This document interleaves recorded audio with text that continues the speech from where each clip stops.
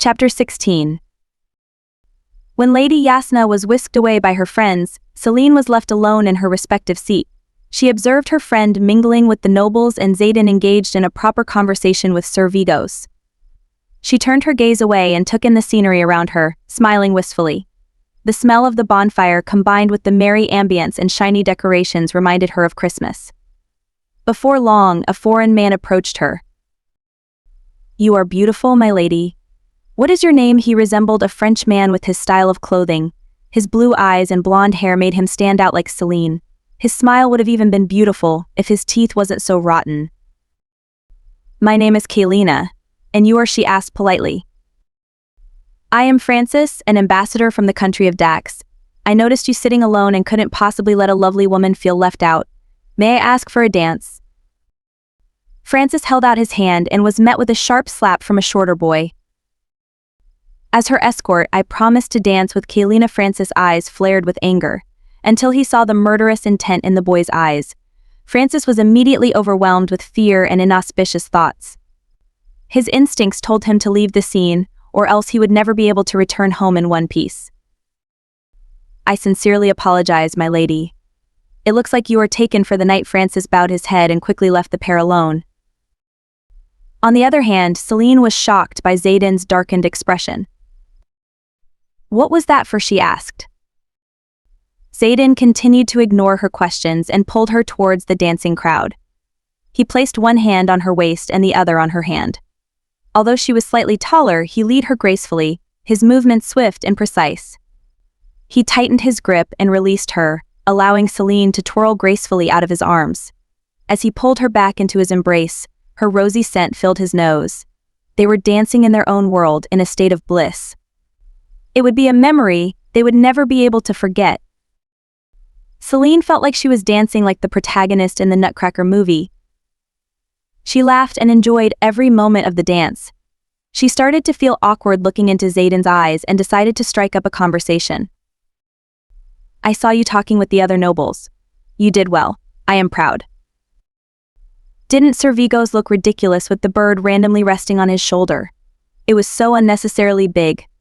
Personally, I believe Lady Yasna deserves so much better. She's so beautiful and wonderful. As Celine rambled on, Zayden continued to drill holes into her eyes, continuing to remain silent. His head buzzed with countless of questions and petty remarks. Who was the man who approached her? Did she think he was attractive? Was she attracted to men with lighter features like her? If he hadn't intervened, would she have accepted his request? The second prince furrowed his eyebrows, but he erased the questions away. They were all needless worries. Who was he to be jealous when Celine belonged to his brother? His feelings were dangerous and would only harm her. But still, his heart desperately yearned for her. Even now, his eyes were blinded by her stunning beauty. The gold and silver colors on Celine reminded him of a moon embracing the sun. Every night, as the moon rose high into the sky and further away from Zayden, his heart would continue to break a little more. It would be better to give up on reaching for the moon and ignore it. If he did give up, maybe his heart would slowly heal, and he could continue to live normally. But Zayden couldn't live without the moon. It was the only source of light in this dark world. The world that had abandoned him. He could only watch the moon climb higher and bask in its luminous light. After all, the moon did not belong to Zayden. She belonged to the world. From the distance, the emperor saw the dancing pair and frowned. Zayden and Celine left the ball earlier than the other guests and quickly returned to their quarters to wash up.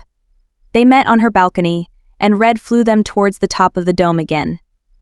This time they were dressed very warmly and wrapped around in a thick wool, while their body heat also gave them warmth.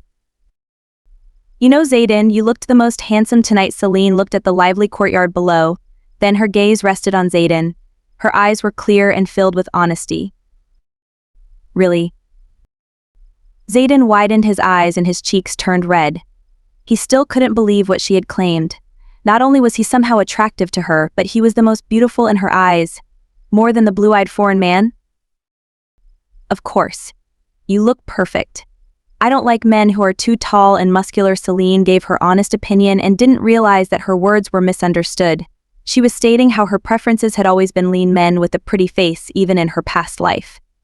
She had forgotten that Zayden was the only skinny nobleman in this empire. Do you prefer me over all the other men? Zayden asked quietly. His cheeks were burning and he felt lightheaded. Celine realized her mistake and decided to not answer.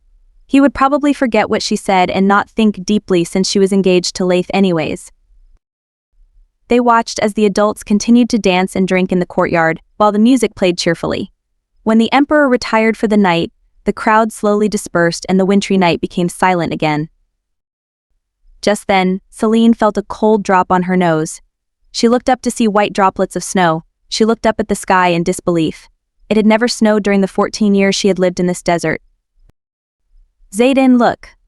The first snow, Celine exclaimed. She laughed and cried with joy, reaching out her hands and enjoying the icy kisses on her cheeks.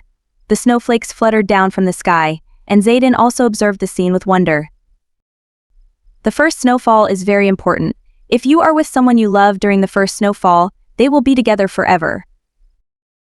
Celine felt nostalgia and her sentimental mood made her shed uncontrollable tears. She couldn't stop crying because she missed her home. She missed setting up a Christmas tree and grabbing coffee with her husband. Celine didn't notice Zayden's overly joyful expression as she continued to cry in bed. She laid down on her side and let the pillow soak in her tears. As the sorrow had slowly dissipated, she felt Zayden's warm hands tightly embracing her waist from the back. He lay closely against her back, and she was alarmed to feel a bulging rock against her lower back. Celine then decided this would be the last night Zayden would be allowed to sleep next to her. He's hitting puberty already. Chapter 17. Celine was going to turn 16 in a couple of weeks. When she reached this tender age, she would be considered an adult within the Zayanat society. It was strange to think how fast time had passed. The war with Krastia had finally ended with the Zayanats' victory. The crown prince and his soldiers were currently marching throughout the empire to display their win before returning to the capital.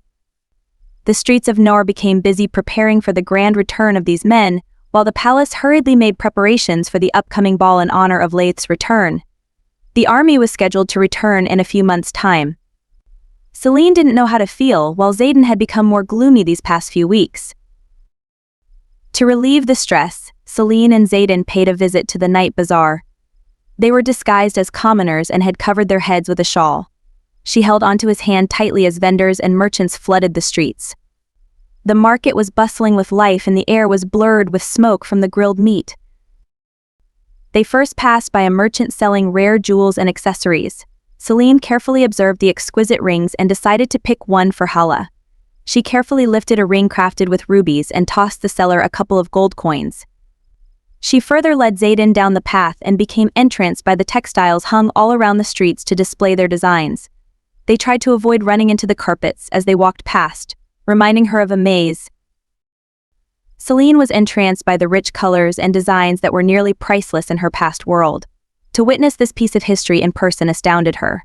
As she was lost in her thoughts, she loosened her grip on Zayden, and they naturally separated from a big carpet blocking their path. She reached out and traced the detailed tribal patterns in wonder, and met Zayden's golden eyes again once she left the maze-like area of the market. As their eyes instantly met, they blushed in the deepest shade of red. Zayden and Celine were filled with adrenaline, unable to contain their excitement from experiencing time outside of the palace. Their hands intertwined as they finally reached the food vendors. After stuffing their stomachs with various foods, they watched street performers dance. Eventually, the dancers pulled Zayden and Celine into their circle. At first, Zayden vehemently refused and planted his feet on the floor. Celine laughed and dragged him along anyways, and she took his hands as she twirled around, let her body follow the performer's movements. Zayden continued to stand awkwardly and watch her dance, until he finally caved in and they were both laughing and dancing. No one seemed to pay attention to these children covered in darker clothing. It was then Zayden felt an ominous stare piercing the back of his head. He turned around to see a young, handsome man glaring at Celine. Although the stranger's face remained neutral, his eyes betrayed him. It was filled with hurt. Zayden frowned and thought it was the blonde man who had approached Celine at the last familial ball. Then he realized that this man was far taller, sculpted, and his blonde hair seemed more silky. Zayden froze as he met the stranger's golden eyes filled with anger and betrayal, golden eyes that resembled Zayden. The Crown Prince? Before he could observe any further, the stranger disappeared. What's wrong? Why'd you stop moving? Celine asked in confusion. Zayden broke off from Celine and ran to where the man had just stood. Celine chased after him in a hurry. Wait, where are you going? She panted. What does the Crown Prince look like? Huh, what? What does he look like? Zayden's eyes seemed to be in a frenzy, his face pale as if he had seen a ghost, and blonde hair and golden eyes like yours. Why? Zayden looked into Celine's eyes for a moment and let out a sigh, shaking his head. It was nothing. I must be too worried. I'm seeing things now. He couldn't possibly be here. What are you saying? You probably just saw a foreigner. He's coming back from Krastia and then touring the entire empire. How would he be able to come back this quickly? Celine raised her eyebrows. And also, what are you worried about? It's something you can't fix. He walked past her and headed back towards the palace. Their fun night had finally come to a close because it was getting late. Celine tried to catch up to him as they walked past the vendors. What do you mean? As she continued to nag and ask questions, Celine felt even more annoyed. Let me at least try and help you. Zayden stopped walking and drew his face closer to hers. He had grown taller, and now they reached the same height. This made Celine feel strangely nervous. He looked older than a 13-year-old. Do you really want to help me? Yes. Let me sleep with you tonight. Celine widened her eyes and felt her cheeks grow warmer. What? No. Why not? We always slept together when we were younger, he said shamelessly, smirking at her flustered facial expression. It's improper to sleep in the same room because I am 16. We can't. You don't get nightmares or assassination attempts too, so why should we? Because I want to bed you. His smirk grew bigger. What a shameless thing to say as a 13-year-old. Who taught you? Don't say things that will make people misunderstand. I'm engaged. She stomped away from Zayden, whose playful smile had turned into a dark, unreadable expression. As they walked separately to their respective rooms, Celine was filled with unexpected giddiness. Her heart fluttered and her cheeks reddened. She laughed as she recalled what Zayden had shamelessly said. He'll definitely be breaking hearts in the future. Chapter 18. Emperor Michaelis I invited Celine to his private quarters later that night. The emperor's personal servant barged in apologetically and urgently ushered Celine out the door. Because of the sudden notice, she had no time to layer her clothes and had to wear her loose-fitted nightgown. Hella gave Celine a panicked expression. She couldn't voice her concerns because it would only add on to the lady's stress. She looked on helplessly and trailed after them. His Majesty wishes to see Kaelina alone, the servant explained. Why was the lustful emperor calling for Celine so late at night? She shivered, anxiously wondering why he couldn't have waited until the morning. Be careful, my lady. I will go tell the second prince right away and see if... No, don't tell him, Hella. Whatever happens, don't tell him. Celine gave her a grave look. She did not want to make a bigger deal out of this situation and involve the second prince. As they reached the emperor's quarters, the guards announced Celine's presence. The room was dimly lit, and the atmosphere seemed heavy with incense. Despite the alluring surroundings, the atmosphere was tense and eerie. Alone with the emperor in his chambers, Celine felt increasingly uncomfortable and stifled in this intimate room. Good evening, Your Majesty, the Emperor of the Great Zionite Empire. The emperor was flocked by two concubines on both sides of his bed. They were beautiful and curvy, wearing nothing but gold bangles on their arms. He straightened his back at her formal greeting and smiled strangely. She ducked her head and bowed. Princess Kaelina must have been very worried over why I summoned you at such an unforgivably late hour. Celine shifted her gaze upwards. How was she supposed to respond? But I have some urgent news. Your father will be returning with the crown prince. He's the greatest general and my closest companion. I entrusted him with my son, while he gave me his daughter. Dennis Valiga wanted me to send my best regards to you, he announced with an impartial tone. Celine was stunned. For 15 years she had never asked about her family, nor particularly cared. She already knew she was abandoned, and didn't want to cross paths with her biological father. In her past life, Yanwu's father had also abandoned her. Therefore, his return and sudden presence made her uncomfortable. Even their family name was foreign to her. He took a second wife and gave birth to more children. They arrived to the capital today and requested a meeting with you. Would you like to meet them? Ah, this was why I was called to his chambers. His second wife must wanted to see me. Am I required to, Your Majesty? The emperor slightly raised his eyebrows as a concubine giggled into his ears. No. Then I would like to refuse the request, Your Majesty. I have no desire to meet them. This imperial palace has become my home and I would rather remain here. Celine bowed again, avoiding eye contact. The emperor laughed ridiculously. Yes, indeed, you would like it here. I am sure you have someone you wouldn't like to part with. Celine gave him a confused look. Lately, you have been rather close to the second prince. Don't panic, Celine, it's just a question. You have nothing to be ashamed or guilty about. Yes, he is like my brother. She raised her eyes to display her innocence. Yet, she couldn't help but feel dizzy and lightheaded. The concubines laughed and mocked her last word. She said, he's like a brother, Your Highness. Poor Zayden. Should I go comfort him? The concubine with long, curly hair seductively caressed the emperor. Celine wanted to avert her gaze from the nude woman in front of her. Do you think siblings cannot marry each other? The second concubine snickered. She was less beautiful, yet more calculating and haughty than the other. I wonder how the crown prince would feel if he found out that his woman was seducing his Christian half-brother while at war with Krastia. Celine coolly peered at the three lustful adults in front of her and wanted to let out a curse. She was offended, but she remained silent after observing the emperor's piercing stare. Before she could think of a way out, Celine suddenly felt a protruding presence appear behind her. When she turned around, she stood face to face with a gorilla that stood taller than her. To say it precisely, she was half the height of the gorilla. The stocky animal stood with his bulging arms and broad chest covered in dark fur. Its breath was hot and foul. Maybe it was because she didn't expect to see such a hideous beast towering behind her, but Celine trembled uncontrollably. The emperor had suddenly summoned his familiar. It was an unnaturally huge gorilla. This she stuttered and started to back away. The familiar grabbed Celine's neck and lifted her into the air. She thrashed around and kicked nothing but the air as the gorilla took her closer to the emperor. It would be rather exciting if you could show me how you seduced the second prince, he smiled, scanning her body and lingering his lustful stares on her chest.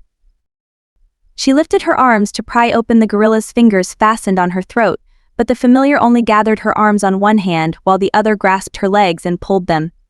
Celine screamed as she felt her body getting stretched. Place her on the bed, the emperor ordered.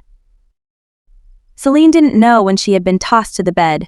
Her head was ringing and her body was numb from the gorilla's powerful grip. Her vision was blurry, and she faintly felt the hands of the concubines tear her nightgown away while the emperor roamed her body freely with his hands. Celine's heart sank as she realized no one would come save her. Am I going to be raped? Was Kelina raped in her past life?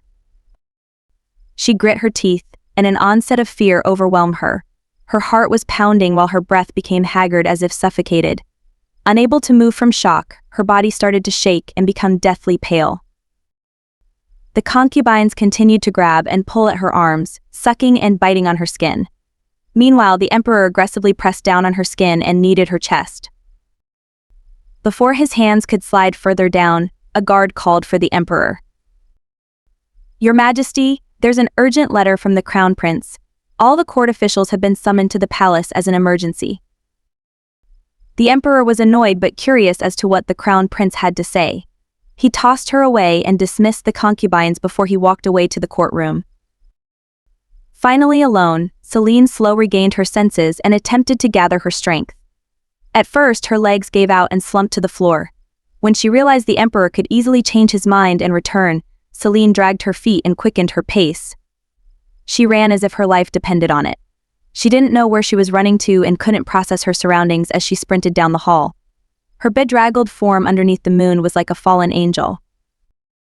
Chapter 19. Zayden sat on a window ledge, observing the starry sky from his small chambers. The night sky was vast and seemed to have endless possibilities. The night felt young and Zayden reminisced over his time with Celine. He smiled slightly and changed his gaze to his mother's pavilion. The structure was foreign and different from all the other buildings in the Zaydenite Empire. Somehow, it was still special and the most beautiful haven he cherished. Previously, he had hated the garden because it was a gift from his father. But now, it was a place where he could happily meet with Celine. He began to appreciate the flowers his mother had loved so much. Earlier in the evening, Zayden had happily danced with Celine. The way he held on to her waist and lightly grabbed her hand was electrifying. Did she even notice how tense he had gotten from the nervousness? She was beautiful, and he couldn't stop thinking about her smile. The genuine smile she only gave him was soft and full of warmth. His heart squeezed again as he realized his feelings had grown deeper. How was that even possible? As if he had been waiting for her appearance, Zayden saw Celine crossing the bridge. He frowned. Something felt very odd. Why did her nightgown look so torn? Why was she running so quickly as if she was chased? He jumped off from the windowsill and sprinted after her. Celine found herself in the Christian pavilion. She gave a brief look at the pretty flowers that used to comfort her when she missed home. I want to go home, but this is my home, Celine thought bitterly. The hibiscus flowers didn't relieve her anxiety and even made her feel even more feverish. At that moment, nothing could soothe her. She was on edge and agitated, wanting to do something to calm her restless heart. Without a second thought, she jumped into the stream underneath the bridge. The icy cold water immediately distracted her for a second, because another panicked thought evaded her mind. Will she die here from drowning or frostbites? Just then, a hand pulled her out from the freezing water, and Celine was met with reality again. She blankly looked at her savior, and tears started to form in her eyes at the familiar person in front of her. Zayden, Celine croaked out before submerging herself in tears. Zayden tightly embraced Celine's crumbled, wet figure. He watched her silently and covered her bare skin with his hands. Her disheveled appearance and ripped dress was obviously done by humans. He froze when he noticed the dark, purple marks along her wrists and legs. He panicked inwardly and pushed down his fury. His face twisted in anger. Zayden was going to kill the person who dared lay a finger on Celine. But focused on comforting Celine, who whimpered and cried in his arms. He gathered her into his arms again and held her against his beating heart. He gripped tightly and whispered words of comfort, promising the slow, painful death of the thugs who touched her. Red also appeared from Zayden's shadows and pressed his warm nuzzle against Celine, giving her body warmth. As time passed, Celine felt exhausted from her panic attack and all that running. Zayden easily picked her up as she fell asleep. When he set her down on her bed, Hala was waiting with a tear-stricken face. My master. The Emperor suddenly called for her late at night. Celine didn't want me to tell you, but I knew something would happen. I ran straight to you and disobeyed her orders, she cried and gathered herbal paste. As Hala quietly changed Celine's garments and cleaned her body, Zayden applied ointment to her purple marks. She even had marks on her breasts. His face was ugly, and Hala decided to apply the medicine instead. Zayden was so disgusted with his father and thought of a million ways to kill him. He was ashamed. How can such a monster be Zayden's father and the Zaydenite Empire's leader? I'm sorry, Zayden whispered in Celine's ear, stroking her silvery hair and pulling away in guilt. The person who had hurt Celine was his own blood. He had experienced many misgivings in the imperial palace. He had never been as resentful and infuriated as he was today. From this day onwards, the second prince began to vividly hate the Zaydenite Empire. Back in the main palace, the emperor held the crown prince's letter in amusement. The crown prince requested to bring back a woman as his concubine. Chapter 20. During the next few months, Celine became too scared to leave her room. Although the panic attacks had subsided, the after effects of anxiety presented itself. Her body became physically weaker, with her muscles frequently sore and aching in pain. She had also lost considerable weight while losing interest in her usual hobbies. How could she feel comfortable when the emperor of the Zaydenite Empire had almost raped her? She was also residing in his own home. Fortunately, the emperor had been forced to attend political meetings and prepare for the crown prince's return. He had never called for her again. Celine also decreased her presence by remaining in her chambers, only leaving to visit the secret pavilion with Zayden. The second prince was her only source of comfort during this period of time. When he was by her side, her worries seemed to lessen. Practically speaking, Zayden's familiar was stronger than the emperor's. If need be, the second prince would be able to burn down the palace. This thought alone would immediately soothe her, and she just had to stay out of trouble until the crown prince returned. Emperor Michaelis I wouldn't recklessly assault her again if Leith came back. As she gradually recovered from her shock, Zayden finally spoke to her about the incident.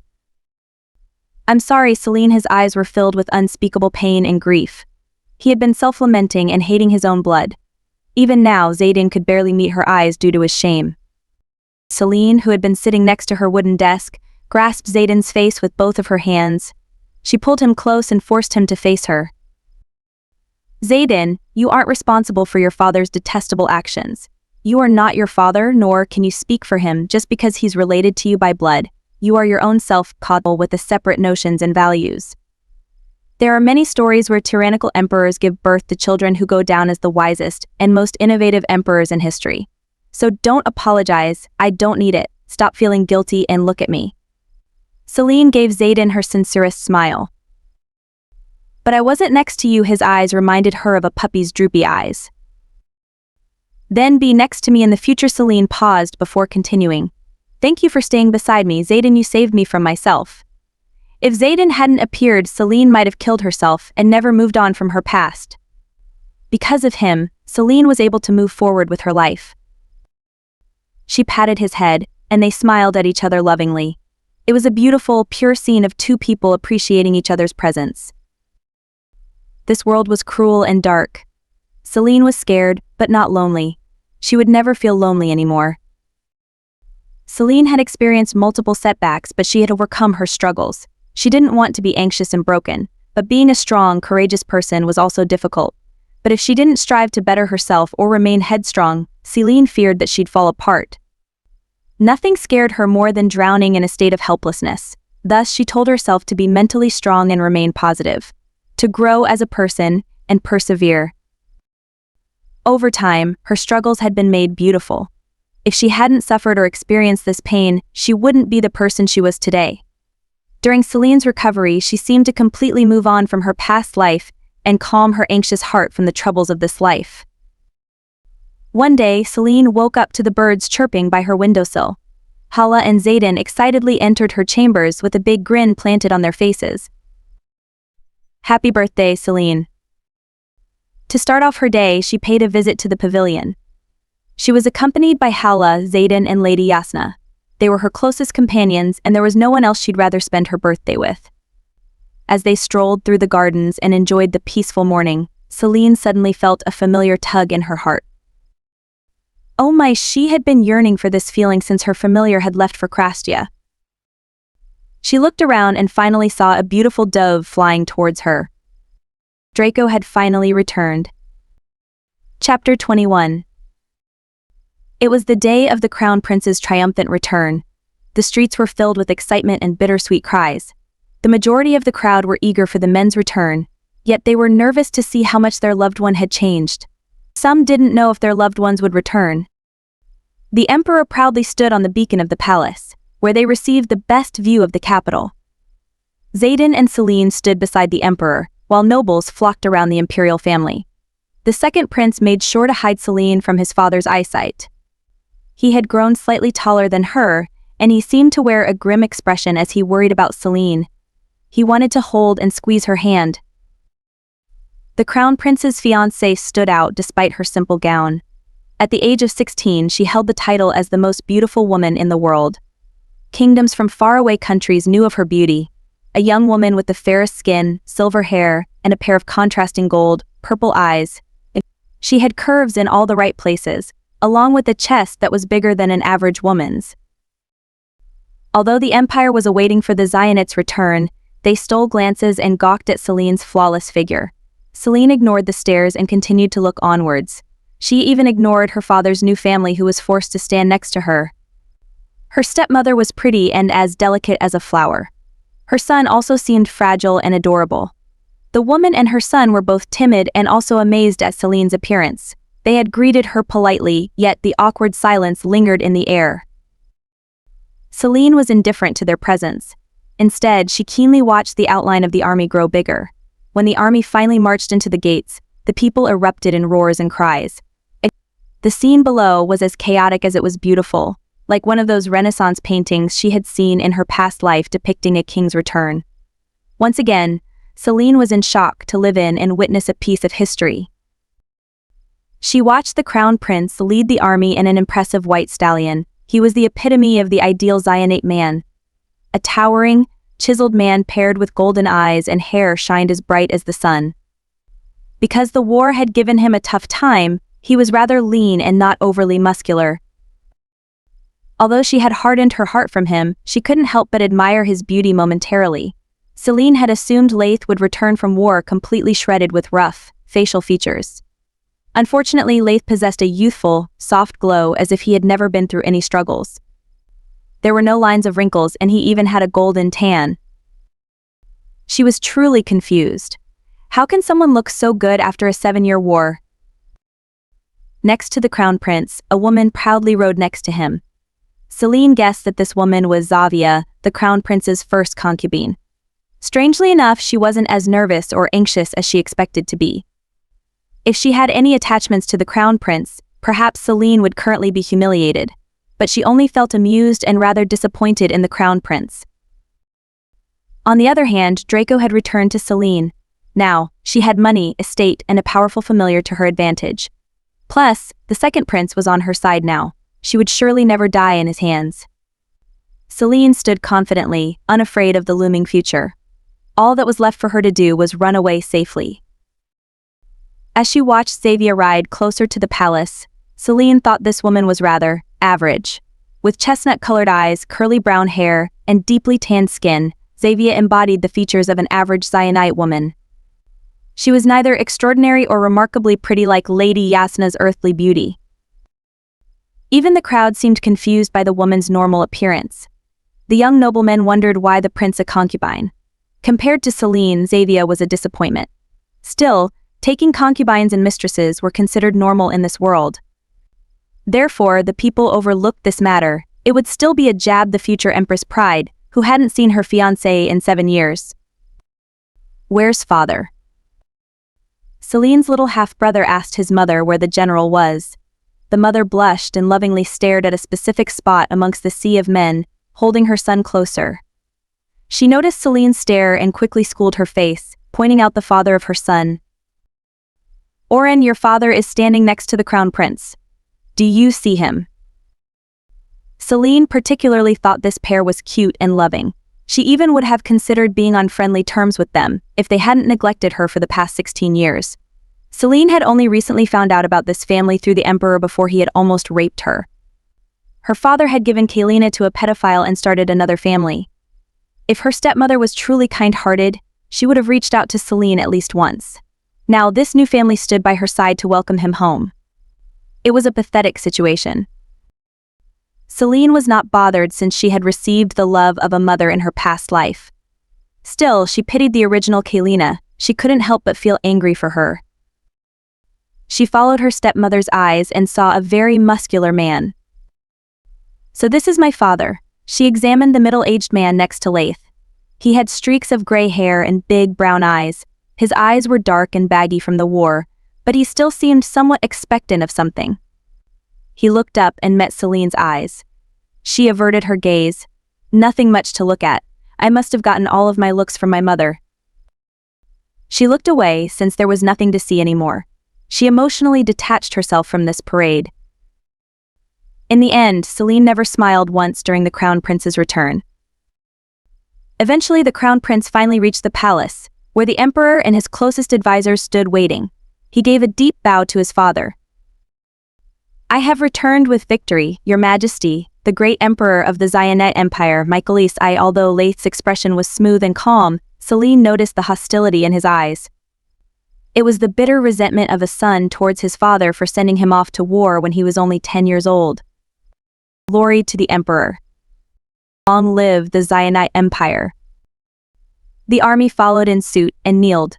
Everyone seemed tired and dejected. The soldiers were heavily devoted to the crown prince. They even felt Leith's discomfort and resentment. The chances of the second prince dethroning his brother became slim. Even Sir Vigo, Michael's closest advisor, seemed to realize that the crown prince had become stronger and gathered more support. Not to mention how well he had grown. Celine was further confused by the crown prince's blatant ignorance towards her. He hadn't even given her a glance or greeted her. This sign of disrespect would trigger gossip amongst the noble women. Has he really forgotten about our times together? Why does he act so cold to me? Celine thought she would have to figure out her escape plan sooner than she expected. She watched as the story unfolded before her. The emperor welcomed her father and announced a special ball for tonight. Lady Yasna seemed dismayed by the concubine, while Zayden was indifferent to his brother's return, piercing his gaze at Xavia with scrutiny. Ah, the story has finally begun. Author's note, by the way, Zayden is now 14, while Leith is 17. Chapter 22. Later in the evening, Celine decided to wear a simple emerald gown to the ball. She thought it wasn't appropriate to appear flashy, so she chose minimalistic, gold accessories to complement her dress. She let her hair down and brushed it thoroughly for a sleek, straightened hairstyle. Then, Celine added darker colors to her eyelids to make herself appear more alluring and fancy. Satisfied with her finished look, Celine sent her servants away and waited patiently for her escort.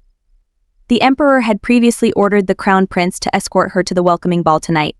Unable to refuse, Leith reluctantly agreed. After some time, Celine felt as if she had waited for too long. She finally became impatient. Is he not going to escort me? Shouldn't he at least notify me in advance? Celine grew increasingly frustrated by his tardiness. She was also bewildered by his recent actions. She was sure that he was deliberately ignoring her and wanted nothing to do with her. Did I mess up already? Why is he so cold to me already? A servant announced the crown prince's presence, pulling Celine away from her thoughts. Lady Kaelina Villiga, His Majesty, the crown prince of the Great Zionad Empire has arrived. The doors to her chambers opened abruptly, and Leith stood in his royal attire. He seemed to hesitate before striding into her chambers with full confidence. Celine lowered her head and remained in this position. You may lift your head. When their eyes met, the crown prince seemed to pause again as he took in her otherworldly beauty. She was like an emerald gem, shining with brilliance. Unfortunately, her rosy lips were slightly pointed downwards to indicate her frustration from his tardiness. It has been a long time, Your Highness. Welcome back to Krastia, she finally smiled, and decided to closely observe his movements instead. At least you had the conscience to come. Leith did not reply. In fact, there was no hint of softness or warmth in his eyes. The distance between them seemed to have increased by 10 folds, as if their past memories together was only a fever dream. The only evidence of their previously close relationship was the slight familiarity in Celine's gaze. She understood the reasonings behind his estranged actions as well as this awkward situation.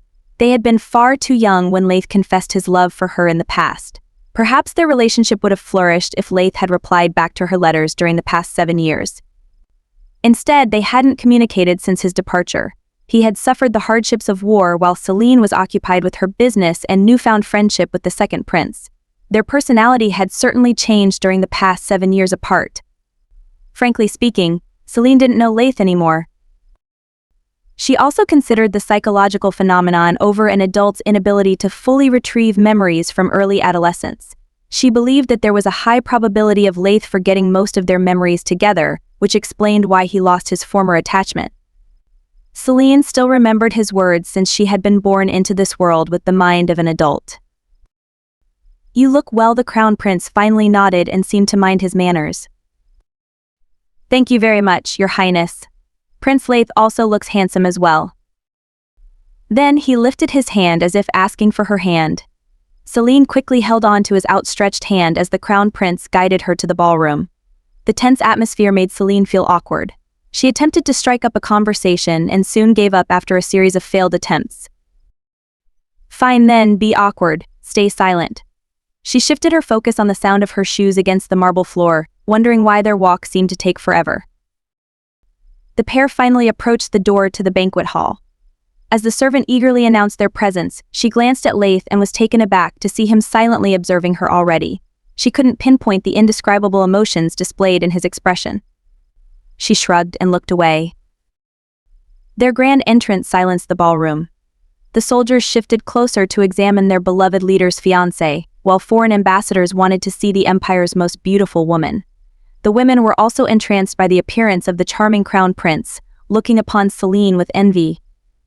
It was clear that they suited each other very well in terms of looks, and the bright aura exuding from both of them was ethereal. Celine was also stunned by the vast amount of people present. Men who had proven themselves worthy of a title during the war had been invited, regardless of rank. Zionet's closest allies wanted to celebrate their prince's return, and the diversity added vivacity to the already loud ambience of a party. The event seemed rather informal as the nobles cheerfully welcomed their sons while soldiers celebrated their new titles. The venue itself was a work of art.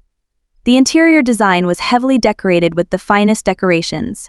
The walls were plastered with rich, golden patterns and lined with priceless paintings and tapestries. Off to the corner of the banquet hall, there were tables displaying an array of exquisite delicacies. Musicians played their ancient instruments off to the other side. The center stage was filled with dancing and mingling bodies. This ambience made Celine feel rather comfortable and less tense. The crowd bowed and lowered their heads as the crown prince led her down the cascading stairs. Each step was elegant and filled with grace. The crowd parted for them as they reached the venue. The music resumed, yet countless numbers of people still watched the couple make their way to the center. They wanted to witness their first dance together. Chapter 23. Leith placed his hand underneath her shoulder blade and clasped her hand with a certain familiar gentleness. Celine rested her free hand on his shoulder as he led her into a waltz. His steps were fluid and graceful as he even twirled her around effortlessly. Celine was shocked by his skillful precision and dominance that she could barely keep up. The tension between them increased from the intensity of their steps. "You're still a wonderful dancer," she muttered, not caring whether her partner had heard or not. She shifted her focus and started to scan the ballroom room. She became worried when she couldn't find the second prince, who was nowhere to be found. Recently, nobles were spreading vicious words about Zayden. Compared to the crown prince, Zayden was short, skinny, and deathly pale with hair as black as ravens.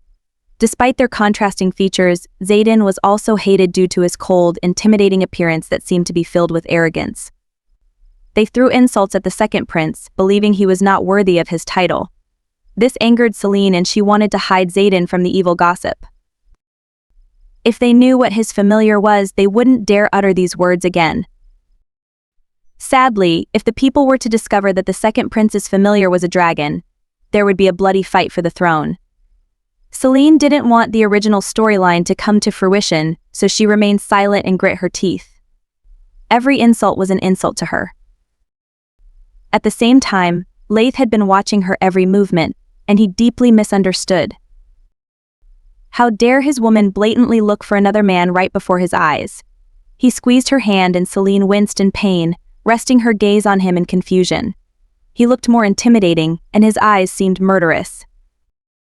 I heard you are close to the second prince, my brother." Celine flinched from the way he addressed his own brother. His tone was cold and filled with distaste. She quickly recovered from shock and nodded, realizing that this was the chance to speak with him honestly. "Your Highness, I have been contemplating a lot recently, and I firmly believe that we should end this arranged marriage." Celine didn't notice the crown prince frozen in place and spoke quickly. "Truthfully speaking, we are not officially engaged. The emperor never pressed or bothered to arrange any documents together, therefore we have no obligations towards one another or complicated matters to solve. If we end this now, let us publicly end our future engagement. And I will even leave this palace in peace." She paused before adding, "You will also be able to marry your concubine freely." Celine sighed inwardly in relief and looked past him. She felt as if she had taken a step towards freedom.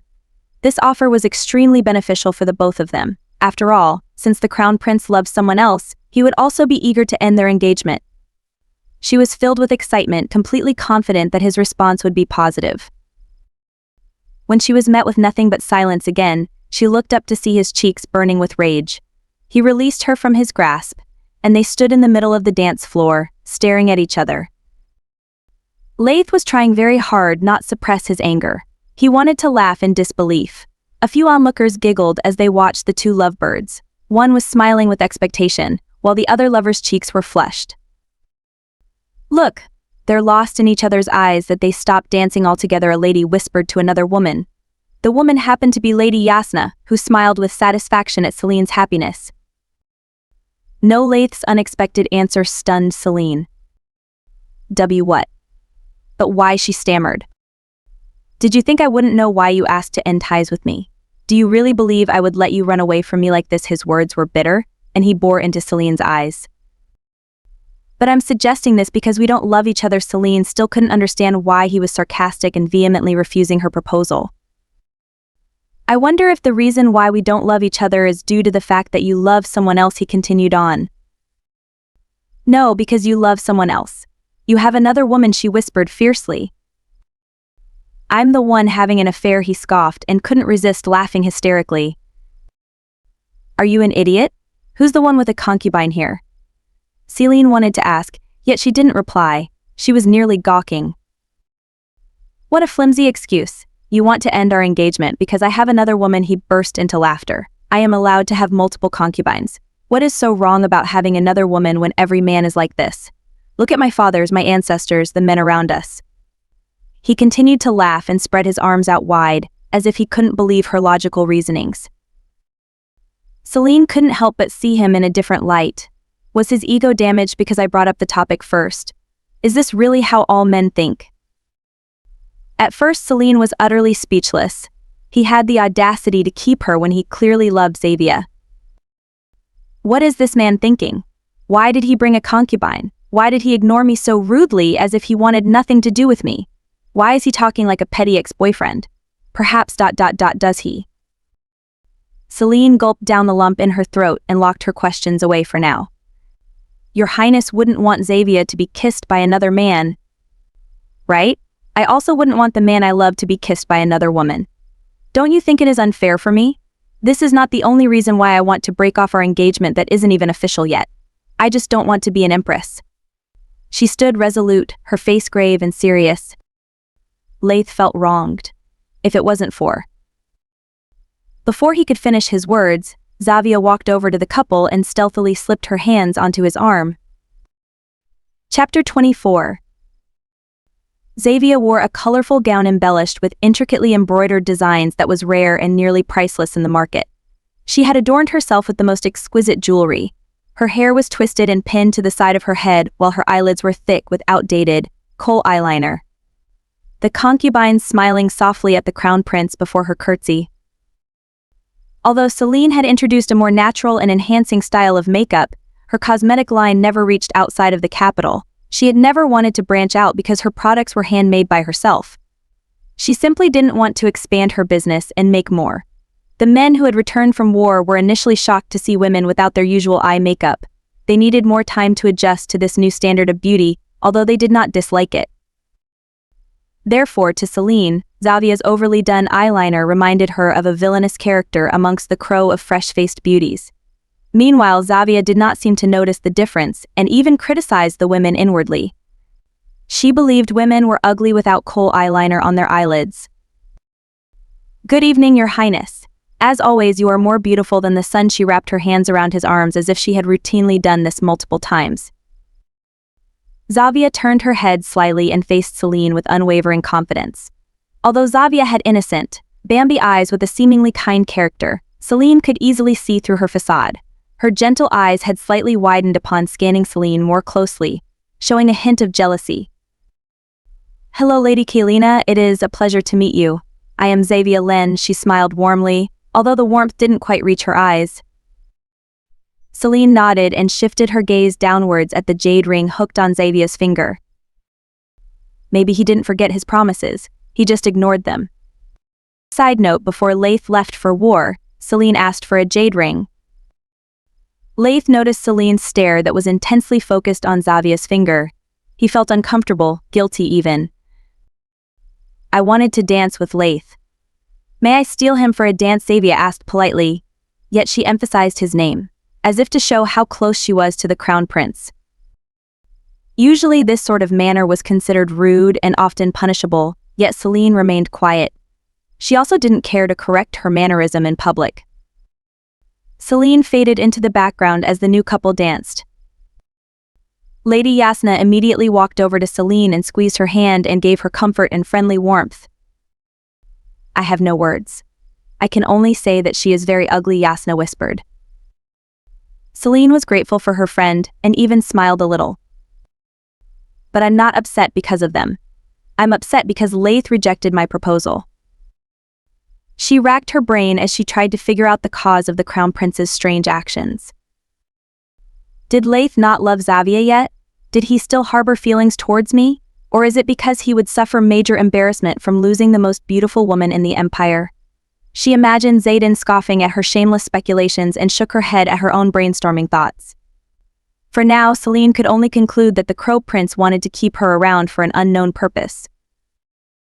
Then, Celine felt a strong, lustful stare penetrating her back.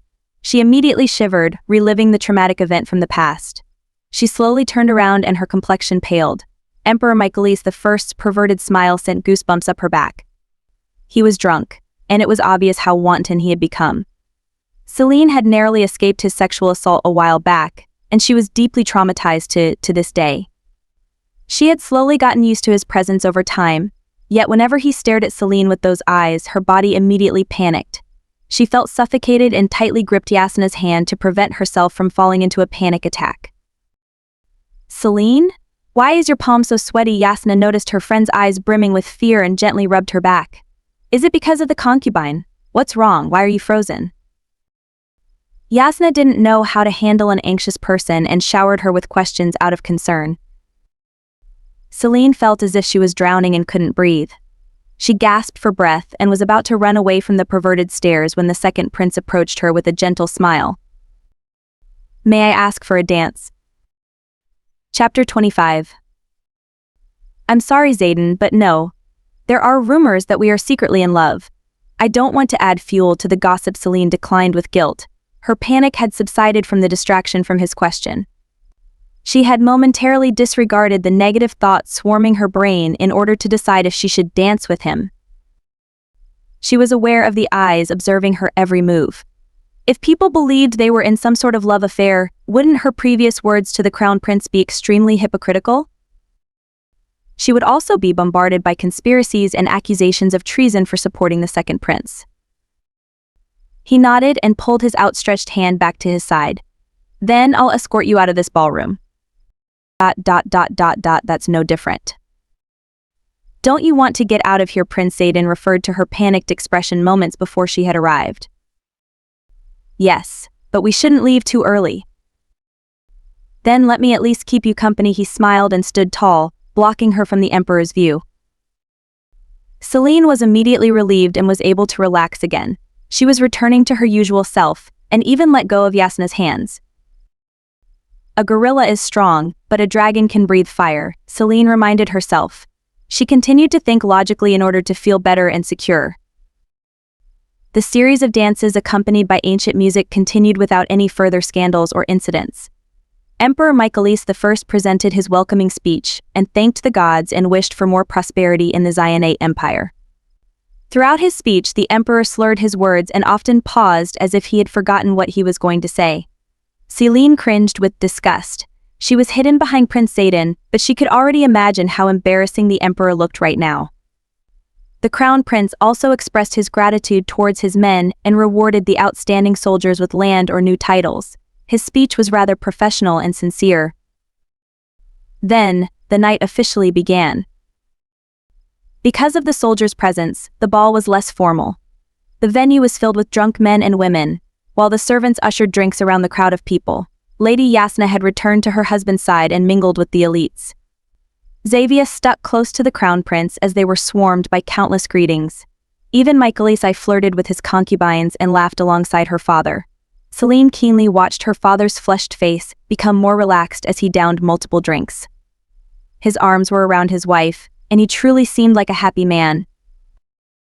Zayden and Celine stood in the corner of the room, watching the events unfold before them. They refused to drink and ate food instead. After the meal, they quietly slipped away, hoping that nobody would notice them leaving. Unfortunately, Zayden and Celine couldn't escape the crown prince's watchful eyes. Xavier followed his line of sight and watched the back of a woman secretly leave the venue with a slightly taller man. Her eyes were filled with worry, and she leaned into Laith's ear. She softly whispered, "There had been rumors that Celine had fallen in love with the second prince. It seems to be true." She held his hand and interlocked their fingers together. He unknowingly squeezed Xavier's hand too harshly, and she let out a yelp in surprise. Chapter 26. Celine stepped into her warm bath and released the tension from her body. As she washed herself, Draco told her stories from his mission. She listened with her eyes closed, allowing his voice to soothe her. She realized that his journey was quite adventurous and with multiple obstacles. Celine giggled as she slightly opened her eyes to see Draco wagging his tail in his small, dragon form. "I'm glad he had this experience. It seems as if he had grown stronger as an individual." Scholars were against the idea of familiars parting with their masters, even if the distance was temporary. They believed that familiars should be completely dependent on their masters. If not, the deep connection between the partners could dwindle when the familiar experienced a taste of freedom. They might never return or be killed in the wild. Celine had only realized this unspoken rule when Draco had left. Still, she had never really worried since Draco already possessed a lot of freedom. Celine never restrained Draco and allowed him to do anything he wanted to do. Her familiar seemed to love Krastia and its misty mountains.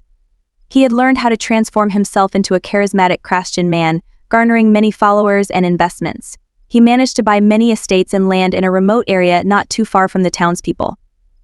When Draco returned with Celine, they would be able to live comfortably and become wealthy entrepreneurs. Her dreams were slightly out of reach now, since her annulment proposal had been rejected by the crown prince. If she left right now, Celine would be found immediately or not be able to live in one place for long. She would always face dangers from moving and worry about royals chasing after her. Running away was simply not an option for now. "But since we're not actually engaged, should I leave a message and tell them not to look for me? Would I still be punished since I have no official ties with anyone?" Celine wondered aloud. "If you run away, I'll follow you." Celine jumped at the serious voice of a 14-year-old boy. She lowered herself into the bath and glared at the second prince leaning against the doorframe. Zayden had already cleaned himself and wore loose, black garments. His two-block haircut that was previously styled into a wave was now messy and covered his forehead in long fringes. His narrow chin was especially sharp from his smirk, although his golden eyes seemed earnest. "Get out. I'm taking a bath." He laughed and turned away. "Then hurry up and come out. I've been waiting for too long." Celine felt slightly flustered when she saw the back of Zayden's ears turn red. Zayden paused without looking back. "Let's go to the top of the dome tonight," he softly added. "We haven't been there in a while." Okay, just wait outside. Through her growing excitement, she decided to ignore the fact that he had invaded her privacy and almost seen the naked body of the crown prince's fiancé candidate. Celine quickened her pace and finished washing herself. After she finished drying her body, she stepped into a light-colored nightgown. Celine walked into her chambers and saw Prince Zayden waiting near her workspace, examining the books she was currently reading. That's when Celine realized that if someone were to walk in, they'd misunderstand the situation and believe they were sleeping together. "In the future, we won't be able to do this again. It might create unnecessary drama and bring us ruin," she said, walking over to where Zayden was standing. "I know," he replied curtly. There was a slight touch of emotion in his words, however. Celine disregarded his pitiful form. "It's probably because he realized that I'm a grown woman who can't be alone with another male anymore. Sorry, bud, we can't play together anymore." She patted him on the back and beckoned Draco to her balcony. Soon enough, Zayden and Celine sat at the very top of the dome again. They basked in Red's warmth and observed the night sky. They hadn't stargazed in such a long time that the starry night immediately filled her with wonder and a sense of bliss. Her eyes sparkled as the scenery continued to amaze her. "My struggles seem to increase day by day, but the night sky remains the same." Meanwhile, Zayden could only stare at Celine as if this would be his last time seeing her. He was relieved to see Celine's genuine smile. He had expected her to be bitter or upset after encountering the crown prince's concubine. Instead, he was met with her optimistic attitude. They sat in comfortable silence until Celine noticed Zayden's piercing stare from the corner of her eyes. He asked, "Are you planning on running away from the crown prince?" "Why do you ask?" "Will you take me too?" "If you would like me to," she grinned. "At first I wanted to leave peacefully, but there were some complicated matters that I couldn't resolve. Now I'm not sure if I should wait until the time is right or risk it all and run away." "Why don't we run away right now?" Zayden whispered quietly, lowering his voice. "I'll take care of you." "And hide for the rest of our lives? I don't want to live as a vagabond in constant fear. Our futures aren't exactly common, you know? I would like to settle down, start a business, and prosper on my own terms. This won't be possible if I run away." "What if I become the emperor?" he interrupted her, and Celine froze in surprise. "And then, I'll be able to leave the palace peacefully, and you'll have to rule this land by yourself." She knew this answer would help prevent Zayden from taking the throne. If she left the empire, he would be alone. He widened his eyes. "But you would be able to live in the palace freely if I'm emperor." "No, life would be more complicated and dangerous. I believe Laith is meant to be the next emperor. The first support his future reign and do not want to see a bloody fight for the throne. So please erase those thoughts." She flashed her eyes with a slight warning, to let him know that she would be angered if he rebelled. "I thought you wanted to run away because of my brother and father." Zayden felt confused and upset. He couldn't let go of the topic just yet. Celine still supported his older brother over him? He was slightly hurt and wondered what she was truly thinking. "Yes, but that isn't the only reason. I have this unexplainable forecast of the near future. You don't need to believe me, but know that I must leave before I am 18. I also don't want to love a man with another woman. The greatest failure as a husband is infidelity. This is why I don't want to be the crown prince's fiancé. We are also not engaged officially," which I brought up to the Prince Laith while we danced. "But for some reason he refused my proposal. Now, I am afraid I'll have to wait for the opportunity to present itself." She finally leaned against Draco after her long explanation. "What opportunity?" he prodded. "When Laith starts to love Xavier with all his heart and terminates our engagement on his own. Then, I'll accept this change in heart without causing any inconveniences and leave." Celine refused to continue and switched the topic. "So Zayden, if you ever marry a woman, you must never have a mistress on the side. If you do, I will shun you.